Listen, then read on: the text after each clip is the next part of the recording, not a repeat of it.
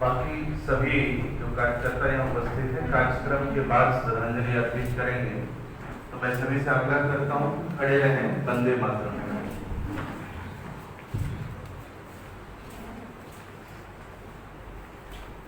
वंदे मातरम, वंदे मातरम। सुजलां सुफलां मलयज शीतलां सस्यश्यामलां मातरं वन्दे मातरं वन्दे मातरं। शुभ्रज्योत्स्ना पुलकितयामिनी फुल्लकुसुमित द्रुमधुरशोभिनी सुभासिनी सुमधुरभासिनी सुखदां वरदां मातरं वन्दे मातरं वन्दे मातरं। भारत माता की जय। अब जैसा कि हमारी परंपरा रही है, अतिथि जो भी हमारे बीच आते हैं हमारे जनजाति समाज में, हम उनका स्वागत और अभिनंदन करते हैं। तो मैं नकुल तिर्की जी से आग्रह करूंगा कि आज के हमारे मुख्य वक्ता के रूप में आदरणीय बाबूलाल मरांडी जी यहाँ उपस्थित हैं, उनको अंग वस्त्र दे करके उन्हें सम्मानित करें।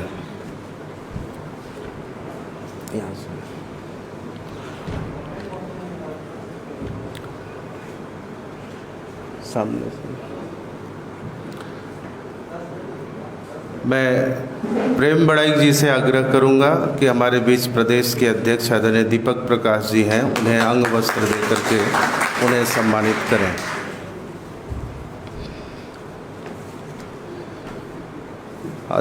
सोलेन गाड़ी जी से मैं निवेदन करूंगा, हमारे बीच आदरणीय राष्ट्रीय अध्यक्ष श्री समीर उरांव जी हैं, उनका अभिनंदन और स्वागत अंग वस्त्र दे करके करें।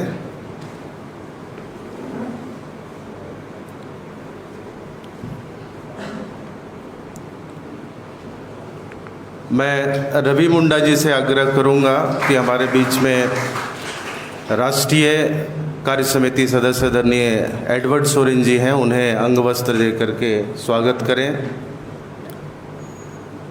राजेंद्र मुंडा जी से मैं निवेदन करूंगा कि हमारे मीडिया सह प्रभारी और पूर्व में मोर्चा के उपाध्यक्ष श्री अशोक बड़ाइक जी हैं, उनका स्वागत और अभिनंदन करें।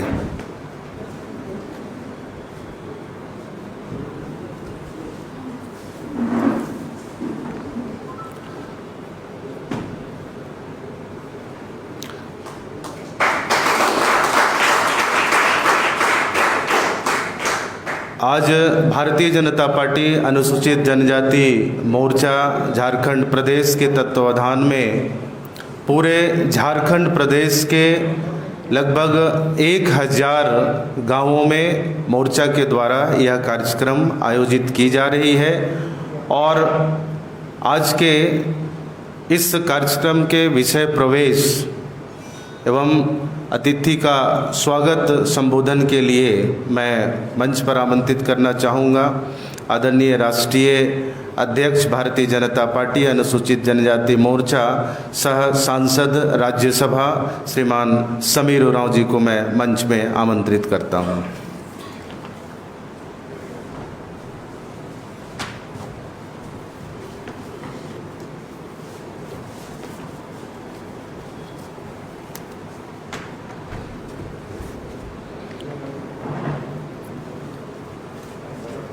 हूल दिवस के अवसर पर आज हूल क्रांति के अमर महानायक शहीद सिद्धू कान्हू चांद भैरो फूलो झानो के नेतृत्व में जो आज के दिन आज से 166 वर्ष पहले जो स्वतंत्रता संग्राम के लिए, समाज के सुधार के लिए, महाजनी प्रथा को समाप्त करने के लिए जो क्रांति हुई थी, और उनके याद में आज सभी जगह जो हूल क्रांति दिवस मना रहे हैं, ऐसे हूल क्रांति के इस श्रद्धांजलि सभा में हमारे इस सभागार में उपस्थित आज भारतीय जनता पार्टी के प्रदेश के अध्यक्ष सह राज्यसभा सांसद आदरणीय दीपक प्रकाश जी, राज्य के प्रथम मुख्यमंत्री और भारतीय जनता पार्टी के विधायक दल के नेता आदरणीय बाबूलाल मरांडी जी, हमारे मंचस्थ श्री अशोक बड़ाइक जी, श्री एडवर्ड सोरेन जी, श्री बिंदेश्वर बेग जी एवं सभागार में उपस्थित आज सिद्धू कान्ही जी को श्रद्धापूर्वक श्रद्धांजलि अर्पित करने के लिए उपस्थित हमारे भाइयों बहनों, सबसे पहले मैं आज आप सबों को हूल जोहार करता हूं। निश्चित रूप से आज हमारे बीच में हम सबों को मार्गदर्शन करने के लिए हमारे प्रदेश के नेतृत्व नेताद्वय आदरणीय दीपक प्रकाश जी और आदरणीय बाबूलाल मरांडी जी यहाँ पर उपस्थित हैं। मैं स्वागत करता हूँ, अभिनंदन करता हूँ, साथ ही आप लोगों को भी मैं स्वागत और अभिनंदन करता हूँ। आज भारतीय जनता पार्टी झारखंड प्रदेश अनुसूचित जनजाति मोर्चा के तत्वाधान में प्रदेश भर में 1000 गांवों में हम हूल क्रांति दिवस मनाएंगे, ऐसा लक्ष्य लेकर के हम जो है गांव में आज विभिन्न स्थानों पर हूल दिवस मना रहे हैं। इसी कड़ी में आज हम सब यहाँ पर उपस्थित हैं। निश्चित रूप से 1855 में जिस प्रकार से जो है इस देश के अंदर अंग्रेजी हुकूमत ने यहाँ पर अपना शासन प्रारंभ करते हुए कैसे यहाँ के लोगों को प्रताड़ित कर रहा था, शोषित कर रहा था, कहीं आक्रमण कर रहा था, हमारी व्यवस्थाओं पर अतिक्रमण कर रहा था, इन सारे बातों को ध्यान में रखते हुए शहीद सिद्धू कान्हू, चांद भैरव, फूलो झानो ने पूरे परिवार के लोगों ने इस आंदोलन को शुरुआत किया। तब से लगातार ऐसे अंग्रेजी हुकूमत के खिलाफ भगवान बिरसा मुंडा, तिलका मांझी, चांद भैरव, नीलांबर पीतांबर, जतरा भगत, वीर बुद्धू भगत जैसे अनेकों महापुरुषों ने देश की आज़ादी के लिए स्वतंत्रता संग्राम की लड़ाई में उन्होंने अग्रणीय भूमिका निभाया, नेतृत्व किया और समाज के लिए कुर्बान हो गए, शहीद हो गए। ऐसे शहीद सपूत महापुरुषों को मैं पुनः श्रद्धांजलि अर्पित करता हूं। उन दिनों में जिस प्रकार से जो है जल जंगल जमीन से बेदखल कर दिया जा रहा था, शेष लगाया जा रहा था, उनकी अपनी जमीन को अपने अधीन बंदोबस्त कर दे रहा था और जंगलों के संसाधनों को भी उन्हें लाने से वंचित कर दे रहा था, रोक कर दे रहा था। और उनका साथ देने वाले जो है महाजनी प्रथा के लोग वहाँ संथाल के क्षेत्रों में उनको शोषित कर रहे थे, ऋण दे करके उन्हें किस प्रकार से वसूली करता था और वसूली नहीं होने पर विभिन्न प्रकार की यातनाएं देते हुए, मारपीट करते हुए उन्हें प्रताड़ित किया जाता था। ऐसे सारे बातों को ध्यान में रखते हुए उन लोगों ने कि समाज को व्यवस्थित रूप से आगे बढ़ाना है, अंग्रेज के चंगुल से छुटकारा पाना है, महाजनी प्रथा को समाप्त करना है, ऐसे राष्ट्रभक्ति के भाव से सामाजिक कामों का नेतृत्व लेते हुए बढ़ने वाले हमारे ऐसे महापुरुषों को मैं पुनः श्रद्धांजलि अर्पित करता हूँ, नमन करता हूँ। इसी विषय पर हम सबों के बीच में आज हमारे नेता द्वय हम सब लोगों को मार्गदर्शन करने वाले हैं। मैं पुनः शहीद सिद्धू कान्हू, चांद भैरव, फूलो झानो सहित सभी महापुरुषों को मैं श्रद्धांजलि अर्पित करते हुए मैं अपनी वाणी को विराम देता हूँ। बहुत बहुत धन्यवाद। सिद्धू कान्हू अमर रहे, चांद भैरव अमर रहे, फूलो झानो अमर रहे। धन्यवाद। बहुत बहुत धन्यवाद सर। अब मैं आज के इस हूल दिवस, क्रांति दिवस के रूप में झारखंड में मनाई जा रही है और आज मैं हमारे अभिभावक जिनके मार्गदर्शन में आज पूरे झारखंड प्रदेश में यह कार्यक्रम का आगाज़ हुआ है, आदरणीय प्रदेश अध्यक्ष दीपक प्रकाश जी को मैं मंच में आमंत्रित करना चाहूँगा। सर आप आएँ।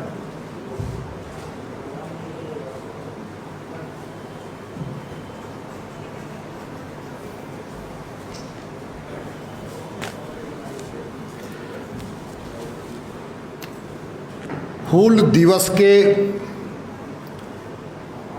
कार्यक्रम में मंच पर आसीन भारतीय जनता पार्टी के वरिष्ठ नेता, राज्य के प्रथम मुख्यमंत्री और विधायक दल के नेता श्रीमान बाबूलाल मरांडी जी, जो इस कार्यक्रम के आज मुख्य वक्ता भी हैं,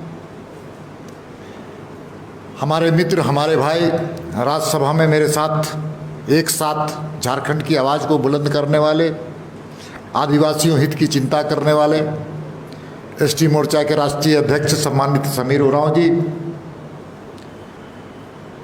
हम सब लोगों के मित्र, विद्यार्थी परिषद के पुराने कार्यकर्ता, अनुसूचित जनजाति मोर्चा के राष्ट्रीय कार्य समिति के सदस्य सम्मानित एडवर्ड सोरेन जी, आज के कार्यक्रम के संचालक और इस मोर्चा के महामंत्री बिंदेश्वर जी, युवा, कर्मठ, आदिवासी और सभी समाज की चिंता करके काम करने वाले ऐसे अशोक बड़ाइक जी, मेरी बहन रेणुका मुर्मू जी, अन्नू लकड़ा जी, नुकुल तिर्की जी, राजेंद्र मुंडा जी, रवि मुंडा जी, प्रेम बड़ाइक जी, सुमेन गाड़ी जी और उपस्थित भाइयों एवं बहनों, आज हम जिनको स्मरण करने के लिए पूरे प्रदेश में 1000 स्थानों पर श्रद्धांजलि, जिसको हम कह सकते हैं श्रद्धांजलि कार्यक्रम पूरे प्रदेश में इस तरह से हो रहे हैं, वो कौन सा शख्सियत है, वो कौन सा व्यक्तित्व है? हम सब कोई जानते हैं कि लगभग 121 वर्ष पहले संथाल परगना के भोगनाडी में एक पवित्र स्थान में, पवित्र माटी पर एक ऐसे होनहार परिवार में 6 लोगों का जन्म हुआ, जिसको हम कह सकते हैं कि सिद्धू कान्हू, चांद मुर्मू, भैरव मुर्मू और फूलो और झानो मुर्मू, जिन्होंने इतिहास रचने का काम किया। 121 वर्ष पहले आप समझिए उस वक्त क्या स्थिति रही। 166 वर्ष पहले, 166 वर्ष पहले आदमी में सड़क का अभाव था, कनेक्टिविटी का अभाव था, आपस में बातचीत के संवादहीनता थी। और उस वक्त अंग्रेज और अंग्रेजियत, केवल अंग्रेज नहीं, अंग्रेजियत के खिलाफ, उनके शासन व्यवस्था के खिलाफ और सामंतवादी, जिसको फ्यूडलिज्म सिस्टम, जो लोग गरीब तबका के लोगों को सताते थे, उनका शोषण करते थे, उनकी ज़मीनों को हड़प लेने का काम करते थे, जंगल की कटाई करते थे और जनता पर शोषण करते थे, वैसे लोगों के लिए एक अभिव्यक्ति और आवाज़ बनने का काम किसी ने किया तो सिद्धू कानू ने किया।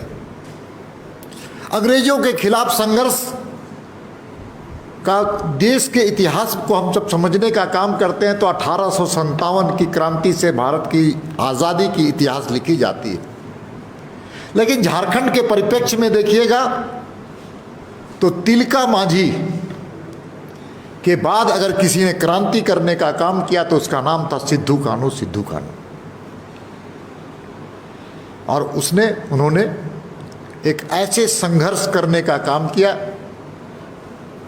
आप उस वक्त सोचिए कि आज तो के पास मोबाइल है, संचार के साधन है, प्रेस है, मीडिया है, अखबार है, लोगों के पास मिलने जुलने का, बैठने का स्थान है। आप 166 वर्ष पहले सोचिए कि 20,000 लोगों को एकत्र करना कोई आसान नहीं रहा होगा, और 20,000 लोगों को एकत्र करके अंग्रेज और अंग्रेजियत के खिलाफ, शोषण के खिलाफ उन्होंने आंदोलन किया और वो शहीद हुए, पूरा परिवार शहीद हुआ। अब विचार कीजिए कि एक घर में एक शहीद होता है तो दुनिया आज उसको स्मरण करती है, भारत के लोग याद करते हैं। लेकिन जिस परिवार में 6 लोगों ने अपनी देश की आज़ादी के लिए बलिदानी करने का काम किया है तो उसके परिवार में माता पिता का कितना बड़ा संस्कार होगा, वहाँ पर रहने वाले संथाल समाज का कितना बड़ा योगदान होगा। और ऐसे वीर समीत को हम सब लोग याद करते, नमन करते। एक आग्रह और निवेदन करना है, हूल क्रांति का दूसरा नाम है, जिसको हम सब उलगुलान कहते हैं, वहाँ हुल कहते हैं। आज के परिप्रेक्ष्य में अंग्रेजों के प्रतिनिधियों के द्वारा ढाए गए जुल्म को हम स्मरण करते हैं, लेकिन आज भी वो आधुनिक जो समाज है, समाज में इस प्रकार के लोग आज भी सत्ता के माध्यम से इस प्रकार के लोग जीवित ही नहीं हैं बल्कि फल फूल रहे हैं। उन भेड़ियों की भी पहचान हम सब लोगों को करना है। कोई सांसद प्रतिनिधि बन जाता है, कोई विधायक प्रतिनिधि बन जाता है, और वो जुल्म ढाने का काम आज भी संथाल परगना में इस प्रकार के हो रहे हैं। इसलिए ऐसे लोगों के खिलाफ केवल हम श्रद्धांजलि अर्पित नहीं करेंगे बल्कि जन आंदोलन करने की दिशा में भी भारतीय जनता पार्टी और एसटी मोर्चा आगे बढ़ेगा। इन्हीं शब्दों के साथ हम वाणी को विराम देते हैं, क्योंकि मुख्य वक्ता को सबको सुनना है। एक सबसे ज़्यादा बधाई और अभिनंदन हम देना चाहेंगे एसटी मोर्चा के पूरे राष्ट्रीय, हमारे समीर उरांव जी को, यहाँ की प्रदेश की इकाई को, कि पहली बार पूरे प्रदेश में हूल दिवस व्यापक स्तर पर हम सब लोग श्रद्धांजलि अर्पित का कार्यक्रम कर रहे हैं। पहले हम सब लोग संथाल परगना में करते थे, लेकिन आज पूरे प्रदेश में 1000 स्थानों पर हम कार्यक्रम करके हम उनको स्मरण कर रहे हैं और अपने में ये बात को प्रतिबद्ध कर रहे हैं कि शोषण के खिलाफ, सत्ता के जो जन विरोधी नीतियां हैं उसके खिलाफ हम सब लोग मिलकर के संघर्ष करेंगे और आदिवासी और आदिवासियत जिंदा रहे। और यहाँ पर जन जंगल जमीन की जो बात की जाती है उसके असली रखवाला अगर कोई बनेगा तो भारतीय जनता पार्टी बनेगी। भारतीय जनता माटी की पार्टी बनेगी। इन्हीं शब्दों के साथ हम अपनी वाणी को विराम देते हैं। बहुत बहुत धन्यवाद। बहुत बहुत धन्यवाद सर।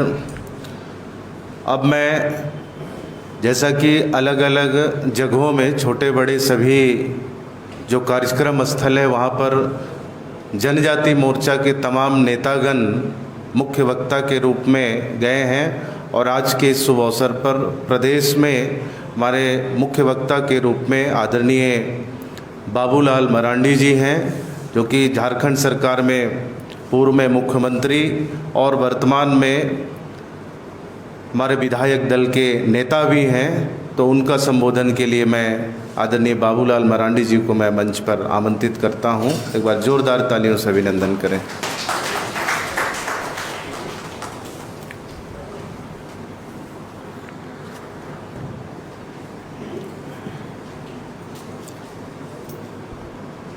आज मंच पर उपस्थित भारतीय जनता पार्टी झारखंड प्रदेश के अध्यक्ष और राज्यसभा के सदस्य सम्माननीय श्री दीपक प्रकाश जी और अनुसूचित जनजाति मोर्चा के राष्ट्रीय अध्यक्ष और राज्यसभा के सदस्य श्री समीर उरांव जी,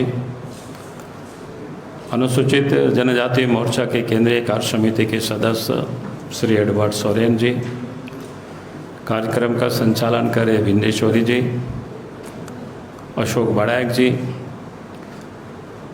और यहाँ पर उपस्थित तमाम कार्यकर्ता बहनों और भाइयों, प्रेस के साथियों, सबसे पहले तो आज हूल दिवस के अवसर पर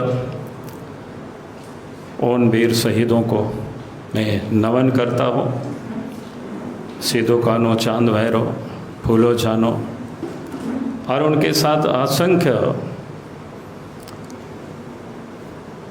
जो बलिदान दिए उन वीरों को भी, जिनका नाम हम सब लोग नहीं जानते, आज उन सब लोगों के प्रति भी एक श्रद्धासुमन अर्पित करता हूँ।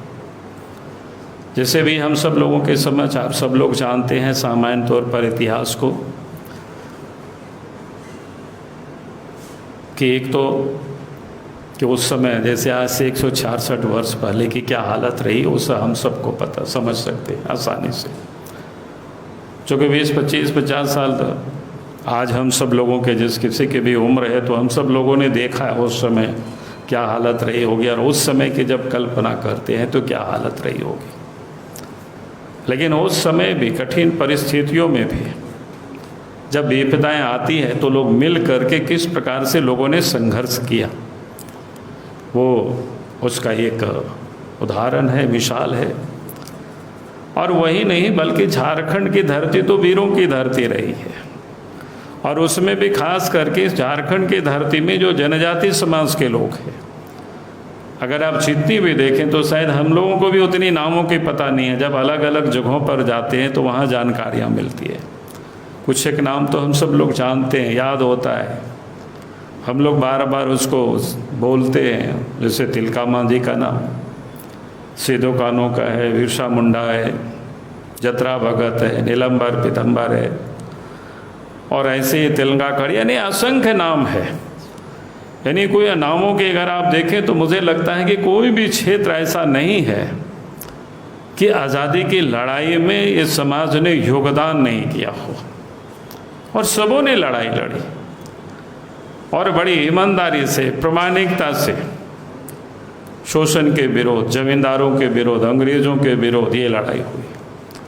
हमने थोड़ी बहुत कोशिश किया है, करते रहते हैं समझने की, कुछ पढ़ने की, जहाँ कहीं भी उपलब्ध होता है उतनी तो भाग दौड़ की ज़िंदगी में नहीं संभव हो पाता है। लेकिन हमने देखा कि आखिर सीधो कानू चांद भैरव उस समय इतनी बड़ी क्रांति, इतना बड़े आंदोलन का कारण क्या रहा है। कारण का अनेक है, लेकिन मैं एक छोटे से खाली उदाहरण बताता हूँ कि उस समय होता क्या था। जनजाति समाज के लोग खेती बाड़ी करते थे, बड़ी मेहनती होते हैं, परिश्रम में करते हैं,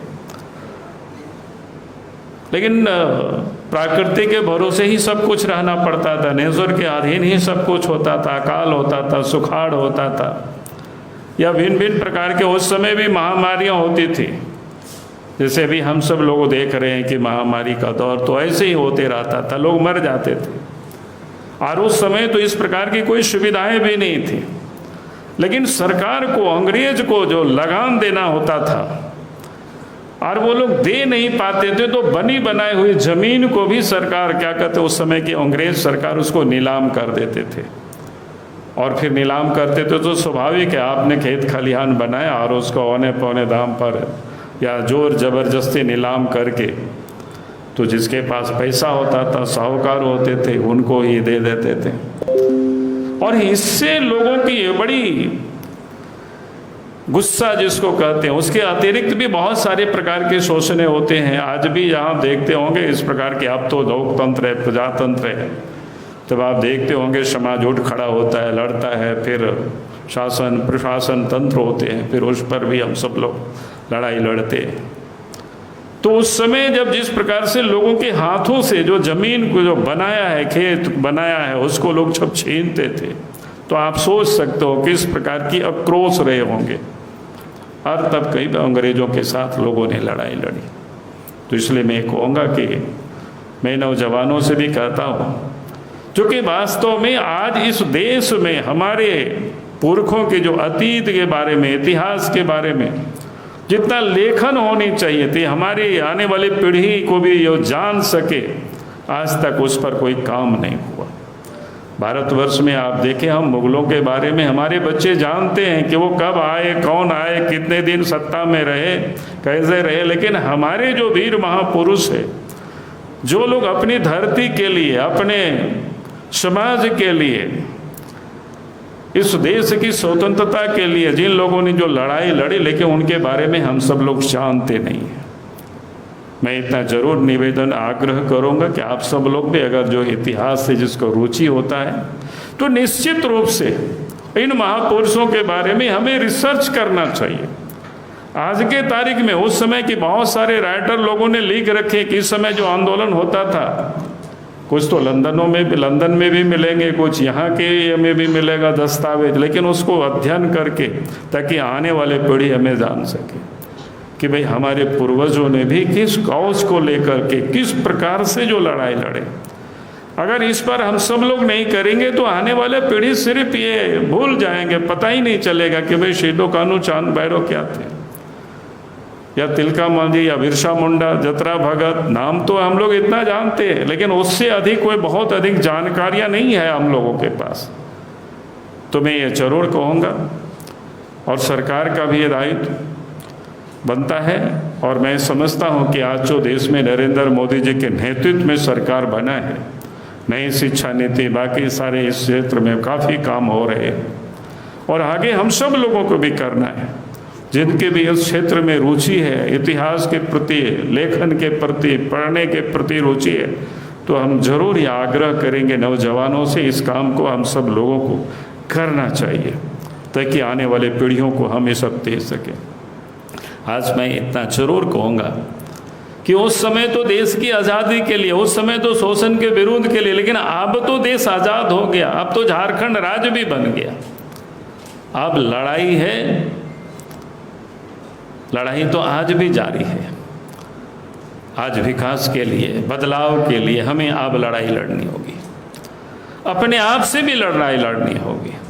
मैं अपने आप से इसलिए बोलता हूँ भाई हमें अपने बारे में भी सोचना होगा, और आज के बारे में भी आप देखें कि इस प्रकार से आज इस प्रदेश के अंदर में भी जो सरकार है, आप देखते होंगे कि नारा तो दिया जाता है आबोआ राज आबोआ दिसो, ये नारा बड़ा प्रमुखता से होता है, लेकिन अगर आप देखें सबसे अधिक अगर हंसिए पर है तो हमारे जनजाति समाज के लोग आज भी हंसिए पर पड़े हुए। मैं एक उदाहरण आज दे रहा हूँ कि सरकार लंबी चौड़ी बातें भले करती है, लेकिन उस दिशा में कहीं कोई पहल नहीं करती है। आज भी हम अपने बच्चों को अच्छी तरह से शिक्षा नहीं दे पा रहे। मैं आपको बता रहा हूँ, 2-4 दिन पहले एक लड़का मेरे पास आए, लड़का क्या कहते हैं, बोकारो जिला गोमिया के थे। लड़का ने निफ्ट पास किया है, अब उनका 87 रैंक है, तो कहीं ना कहीं होगा ही, अच्छे इंस्टीट्यूशन में होगा, लेकिन उनके पास पैसे नहीं है।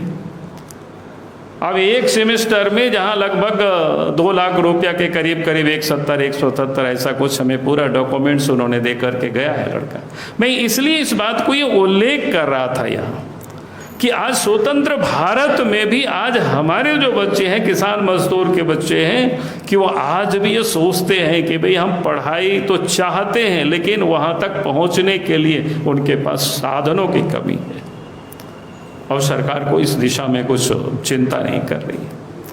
तो इन्हें कहा कि भाई आज हमको अपने आप को भी लड़ना है और अपने आप को तैयार होना है उस अनुरूप। और मैं इसलिए इस बात को बार बार मैं एक चीज़ उल्लेख करता हूँ, मैंने कई एक इस प्रकार की जब कोई गोष्ठी होता है तो मैं लोगों से ये कहा करता हूँ कि भाई जरा याद करो, जैसे 1855 की एक दिनों को अगर आप कल्पना करेंगे, उस समय तो अंग्रेज भी भारतवर्ष पर आए होंगे नहीं आए थे तो कैसे आए थे? पानी के जहाज से आए थे, यूरोप से लोग घोड़ा पर चढ़ कर के लोग आए थे, जो भी योद्धा थे, जो भी लोग लड़े भारतवर्ष में और हमारा देश को गुलाम बनाया। उस समय हमारी गांव घर गलियां कैसे थी हम सब लोग सोच सकते हैं, समझ सकते हैं, कल्पना कर सकते हैं। आज भी जंगलों में गाँवों को देख करके मैं लोगों से कहा करता हूं कि आज भी दुनिया भर जब घूमते फिरते हैं तो म्यूजियम में जाने का मौका मिलता है, जो खास करके विकसित देशों में। तो उस म्यूजियम में 1855 की, 1700 की, 1900 की वहाँ की जो अतीत उसको दिखाए वहाँ पर सुरक्षित रखा गया है। उस प्रकार उस समय लोग क्या क्या उपयोग करते थे, खेती में कौन सा यंत्र उपयोग करते थे उस समय, खाना बनाने में कौन सा उपयोग करते थे, घर उस समय किस प्रकार से लोग बनाते थे, वाद्य यंत्र किस प्रकार से उस समय रहते थे, नहीं उस समय जो हथियार होते थे वो किस प्रकार के क्या क्या चीज उपयोग करते थे। वो इसलिए सुरक्षित लोग रखा है कि अपने पीढ़ी को याद कराता है कि उस समय हमारा देश, हम उस समय हमारा दुनिया ये स्थिति में था, आज हम कहाँ पहुँचे, वो अपने आप को दिखाता है। लेकिन मैं झारखंड के परिदृश्य में मैं जब सोचता हूँ तो मैं लोगों से कहता हूँ अगर सिद्धू कान्हू या उस समय जो हमारे वीर शहीद जो लोग हुए हैं आज़ादी की लड़ाई में उस समय, अगर वो लोग फिर से इस धरती पर अवतारित हुए तो देख करके बड़ी दुखी होंगे, उनको बड़े कष्ट होगा अंदर से कि भाई जिस रूप में गांव और गलियों को छोड़ करके लोग गए थे, जैसे हमें छोड़ करके लोग गए थे, आज भी उसी रूप में उनको पहचानने में कहीं कोई दिक्कतें नहीं होगी। अपने गांव को वो लोग अच्छी तरह से पहचान लेंगे, अपने लोगों को वो लोग पहचान लेंगे। तो मेरा इतना ही उस पर कहने का विषय इतना ही था कि आप याद करिए उस समय जो बैलगाड़ी से, नाव से जो लोग आए थे, आज वो हवाई जहाज से दुनिया की सैर करते हैं। आज उस समय जो कुल्हाड़ी से लोग लड़ाई लड़ते थे, तलवार भल्ला बर्छा से लोग लड़ते थे, आप तो देख रहे हैं कि दुनिया एटॉमिक हथियार दुनिया में तैयार हो गया। उस समय जो फूस के घरों में रहते थे, आज देखते हैं पक्के के मकानों में लोग रह रहे हैं। ये अलग है कि देश के प्रधानमंत्री जी ने अब गरीबों को भी पक्के मकान हो, अच्छे मकान हो, उसकी सरकार वो आज चिंता कर रही। तो मैंने इसलिए इस बात का यहाँ उल्लेख कर रहा हूँ कि हम सब कहाँ पर आज खड़े हैं, जरा इस पर हम सब लोगों को विचार करना चाहिए। और उस पर विचार जब हम करें तो फिर हम समाज को आगे ले जाने के ओर हम प्रेरित हो सकते हैं, लोगों को हम प्रेरित कर सकते हैं। और इसलिए मैंने इस बात का यहाँ थोड़ा सा उल्लेख किया कि आज जो देश की है, आज जो हमारी अवस्था है, हम किस स्थिति में है, किस परिस्थिति में है, इसको हमें समझना। आज भी देखते हैं कि इस प्रदेश के अंदर में सरकार हमारी है, कहने वाले आदिवासियों हितों की सरकार है, लेकिन आदिवासियों के ऊपर भी जब जुल्म होते हैं तब उसको भी सरकार नज़रअंदाज करती है। उस पर भी कितनी आंदोलन करना पड़ता है। पिछले दिन आप सबको पता है वही भोगनाडी की घटना, उसी सिद्धू कान्हू के वंशज के परिवार में से रामेश्वर मुर्मू की जो हत्या कर दी गई, लेकिन उसके लिए कितनी संघर्ष करनी पड़ती है, कितनी सरकार किस प्रकार से मौन धारण किए रहती है, किस प्रकार से सरकार विषय को दबाने की कोशिश करती है, सच्चों को मिटाने की कोशिश करते हैं। अभी भी आप देखें उसी साहेबगंज की धरती में रूपा तिर्की के साथ जो घटनाएं हुई, पूरे आदिवासी समाज आंदोलन रहते और एक ही लोग मांग करेंगे भाई उसकी जांच सीबीआई से होनी चाहिए। सरकार को क्या तकलीफ है? सरकार क्या कहती है, जब लोग मांग कर रहे हैं सीबीआई की तो कह रहे हैं कि न्यायिक हम जांच कराएंगे, वो भी किससे? एक रिटायर अवकाश प्राप्त, भाई उसको क्या अधिकार होता है जांच की? क्यों, ये तो क्रिमिनल है, ऑफेंस है, इस पर न्यायिक आयोग की क्या जरूरत है? कहने का अर्थ यह है कि आज भी जो सरकार है, जनजाति हितों की जो सरकार को चिंता करनी चाहिए, जो समाज हाशिए पर है उसके बारे में सरकार को विचार करनी चाहिए, लेकिन आज भी सरकार उस दिशा में कहीं कोई कदम आगे बढ़ाते हुए दिख नहीं रहा है। इसलिए मैंने आज कहा कि आज शौहरत है और अच्छा आज लगा सुन करके कि अनुसूचित जनजाति मोर्चा की ओर से आज ये जो हूल दिवस है 1000 स्थानों में पूरे प्रदेश में जो मना रही है, उसके लिए मैं अनुसूचित जनजाति मोर्चा झारखंड प्रदेश को और केंद्रीय अध्यक्ष भी जो कि झारखंड से ही आते हैं समीर जी, ये सब लोग मिल करके जो योजना बनाए और आज गांव घरों में जो कार्यक्रम हो रहा है, तो मैं समझता हूं कि निश्चित रूप से जनजाति समाज के अंदर में एक नई चेतना के जागरण होगी और उसका नेतृत्व भारतीय जनता पार्टी अनुसूचित जनजाति मोर्चा को करना है। दूसरों से कोई भरोसा नहीं है। आज तो ठीक है, पिछले जहाँ पे सरकार बन गई गलती कह सकते हैं, लेकिन आप तो लोगों से जो बात करते हैं, लोग जब मिलते हैं तो लोग बोलता है कि बड़ी गलती होगी हम सब लोगों से कि हम लोगों ने ऐसे व्यक्ति को सरकार में बना दी। बात तो बड़े बड़े करते हैं, लेकिन ये तो किसी का सुनते नहीं, अपना ही कर रहे हैं और लीगल ये करते नहीं है, सब इलीगल ही काम करते हैं। तो मैंने इसलिए कहा कि आज जरूरत है कि अनुसूचित जनजाति मोर्चा को मजबूत करने की और हमें अनुसूचित जनजाति समाज के विषयों को लेकर के हम सब लोगों को नेतृत्व करने की जरूरत है। और प्रदेश अध्यक्ष जी हम सब लोगों के साथ यहाँ उपस्थित हैं कि पूरी भारतीय जनता पार्टी झारखंड के आदिवासियों के साथ है, क्योंकि आपने देखा होगा कि आदिवासियों के हितों की जितनी भारत सरकार ने, बीजेपी की सरकार ने काम की, अटल बिहारी वाजपेयी जी जब देश के प्रधानमंत्री बने तो अलग से मंत्रालय बनाए, कभी किसी ने कोई उस पर चिंता नहीं की थी। फिर कितने एकलव्य विद्यालय बना, अलग झारखंड प्रदेश भी बना, तो ट्राइबल के बीच में कितनी छात्रावास भी बनना प्रारंभ हो गया।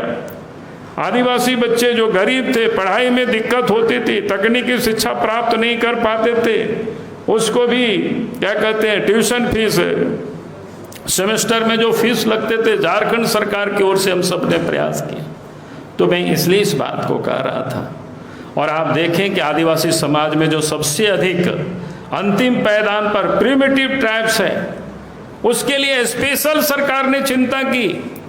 पहले खाद्यान्न के मामले में उन गरीबों को 35 किलो अनाज सबको मिले, उन प्रिमिटिव ट्राइब्स को।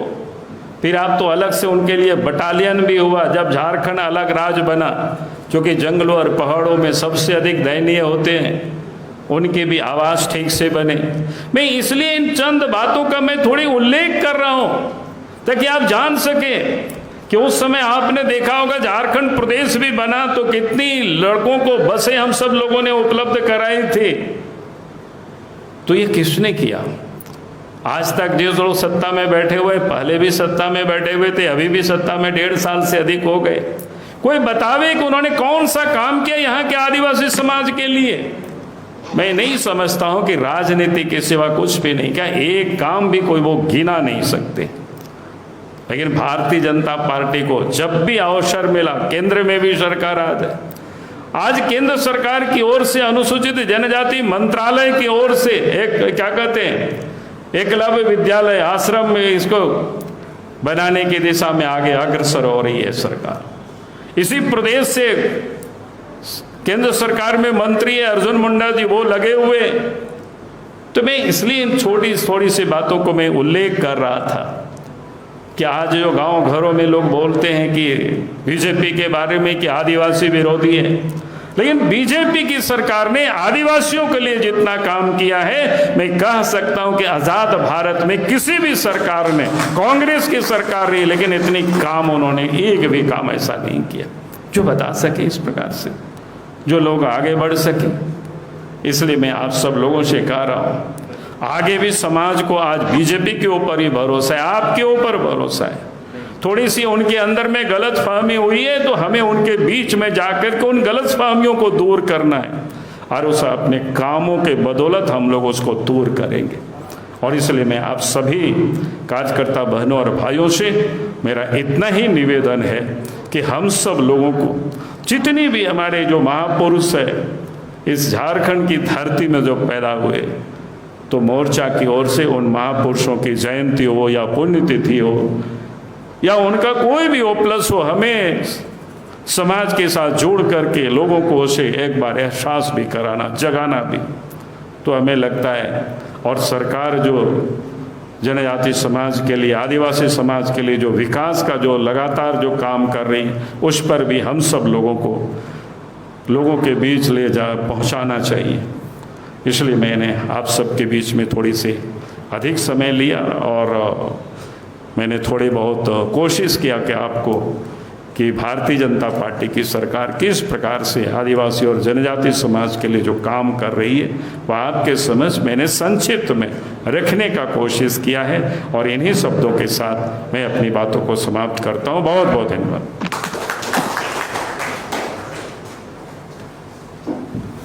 बहुत बहुत धन्यवाद सर। आज वाकई में हमारे प्रदेश मोर्चा के बहुत सारे नेतागण अलग अलग प्रमंडलों में, अलग अलग जिले